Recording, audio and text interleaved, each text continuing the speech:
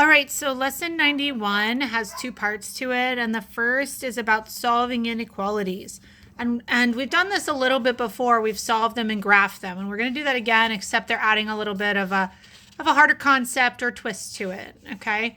So the new concept is that if you're solving inequalities, you need to switch the signs when you multiply or divide by a negative when solving the inequality. Okay, so we'll go through some of those, but that's the basic idea. If you're multiplying or dividing, not adding or subtracting, but multiplying or dividing by a negative number, so it can be -3 or -1 or -10 or -2.6, by a negative number, when you solve the inequality, you switch the sign.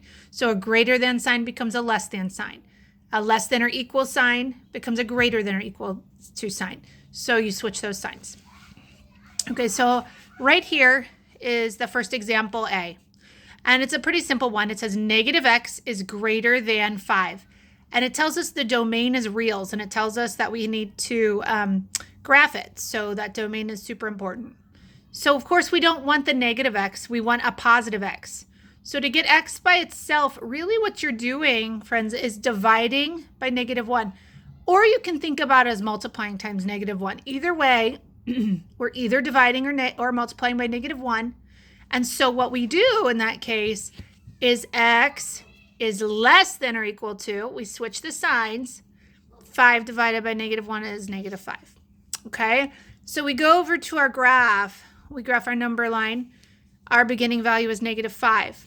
Since x is less than or equal to it, we're going to have our closed circle to represent the equal to part. And then all real numbers represents that solid line to the left in blue there.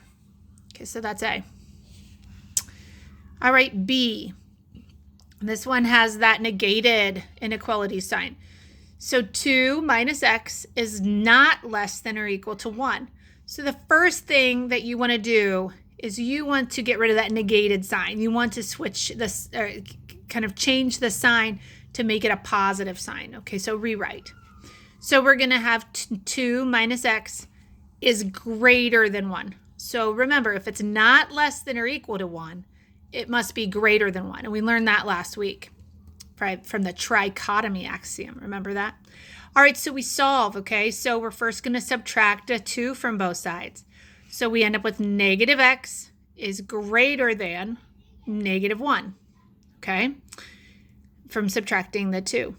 All right, then we have to, again, divide by our -1. And remember, when I subtract the 2, look at that, subtract the 2, I keep my sign the same. The sign does not change when I subtract a 2. But now I'm going to divide by a -1. So I divide both sides by -1. I end up with x is less than +1. Because I take -1 divided by -1, it gives me +1, but I must switch my sign. Now over here is when people have conniptions. It says we have to pay attention to our domain. The domain is integers.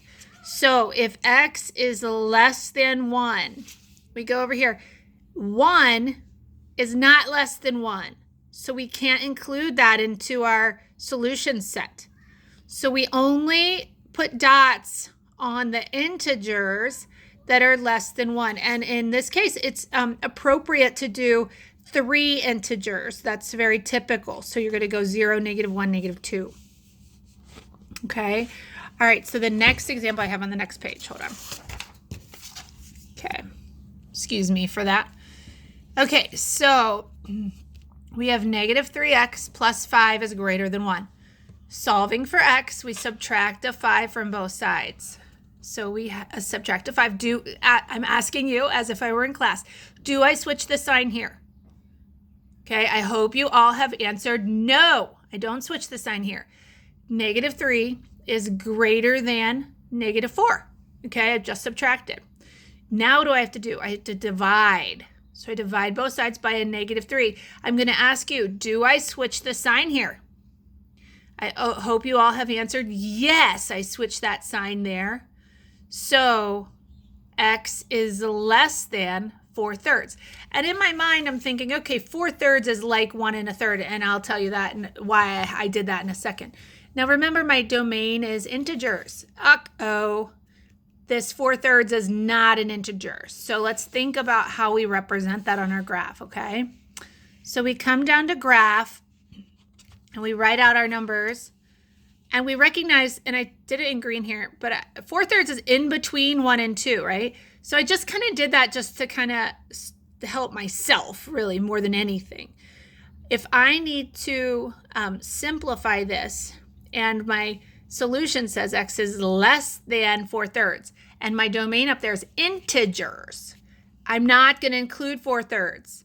I'm only going to include 1, 0, -1, -2, and so forth. Now, again, I had 4 there. I told you 3 is typical, but my number line, was big enough, so I just included 4. But make sure that you're not including that non-integer 4/3. Okay, so that is the first lesson of 91. I'll be back in a sec with 91B in a minute.